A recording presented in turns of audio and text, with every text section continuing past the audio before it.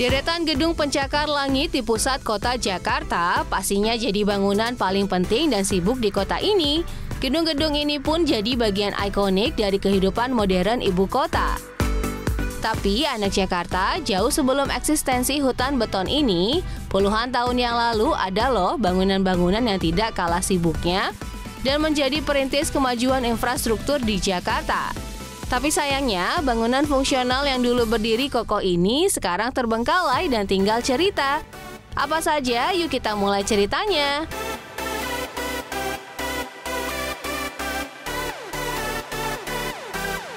Yang pertama adalah Gedung Gudang Timur Batavia. Gedung yang berdiri sejak abad ke-18 ini dulunya berfungsi sebagai gudang penyimpanan logistik, pangan, dan komoditas VOC seperti beras, kopi, kacang-kacangan, hingga barang kerajinan seperti keramik dan porselen. Eksistensi Gudang Timur sendiri bermula dari hasrat maskapai dagang Belanda, VOC yang ingin menaklukkan Jayakarta. Mereka ingin mengubah Jayakarta menjadi sebuah negeri koloni. Company dapat membuat sebuah kota tiruan seperti kota di negeri kincir angin dan mereka beri nama Batavia. Gubernur Jenderal VOC kala itu, Jan Pieter Zoon mengambil banyak peran. Ia yang dianggap sebagai peletak awal kolonialisme Belanda di Nusantara.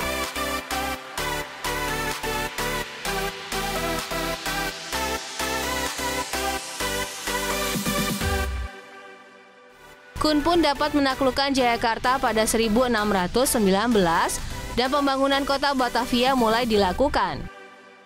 Pemerintah kolonial membuat terusan dan tembok mengelilingi kota Batavia.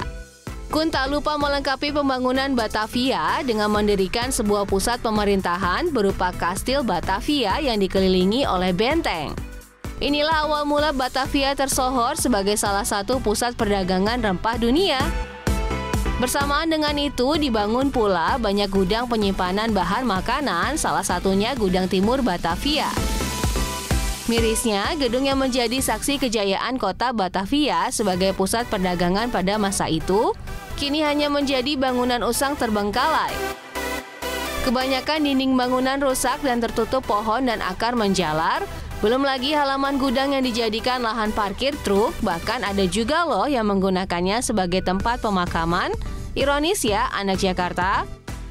Meski Gudang Timur Batavia ini sudah ditetapkan sebagai bangunan cagar budaya lewat surat keputusan SK Gubernur DKI Jakarta nomor 1363 tahun 2018, nyatanya kondisi gudang yang berada di Jalan Tongkol ini tetap tak terawat, bahkan terancam hancur, lapuk dimakan usia. Semoga bisa ada harapan untuk kelestarian saksi sejarah ini ya, anak Jakarta.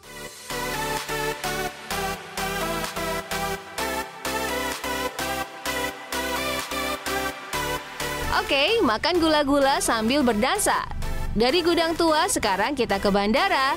Mau terbang kemana kita, anak Jakarta? Ya nggak kemana-mana, sebab bandaranya tinggal cerita. Ini dia sepenggal kisah tentang Bandara Kemayoran, bandar udara internasional pertama di Indonesia. 8 Juli 1940, lapangan terbang internasional di Kemayoran, Jakarta ini diresmikan. 2 hari sebelum peresmian, bandara tersebut sudah kedatangan pesawat yang melakukan pendaratan loh, anak Jakarta. Pesawat yang pertama mendarat di Bandara Kemayoran ini adalah DC-3 yang terbang dari Lapangan Udara Cililitan atau sekarang bernama Halim Perdana Kusuma Jakarta. Keberangkatan pertama yang dilakukan dari Bandara Kemayoran adalah rute Jakarta Australia. Pada masa penjajahan Belanda, Bandara Kemayoran menggelar airshow pertama yang diselenggarakan bertepatan dengan hari ulang tahun Ratu Belanda, yaitu pada 31 Agustus 1940. Bandara Kemayoran pun menjadi pusat pergerakan transportasi udara yang menghubungkan Jakarta dengan mancanegara dan berlanjut hingga masa penjajahan Jepang. Setelah Indonesia merdeka, Bandara Kemayoran tetap jadi primadona hingga turut serta dalam sejarah lahirnya maskapai Garuda Indonesia sebagai pusat pengoperasian pesawat-pesawatnya. Wah, ternyata sejarah yang terukir sangat panjang dan luar biasa ya, anak Jakarta. Tapi, apa kabar ya Bandara Kemayoran kini?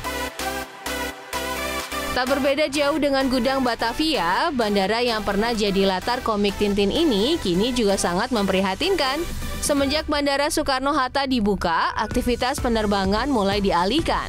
Hingga akhirnya Bandara Kemayoran resmi ditutup pada 31 Maret 1985, tepat setelah 45 tahun beroperasi. Sisa kejayaan bandar udara yang memiliki luas 450 hektar ini bisa dilihat dari beberapa peninggalannya, seperti relief yang berada di gedung X Bandara Kemayoran dan Menara ATC yang sejak tahun 1993 ditetapkan sebagai bangunan cagar budaya. Meski area ini lebih banyak diselimuti pepohonan dan tak lagi sekokoh dulu, namun tetap menjadi bagian penting dari perjalanan sejarah kedirgantaraan negeri ini.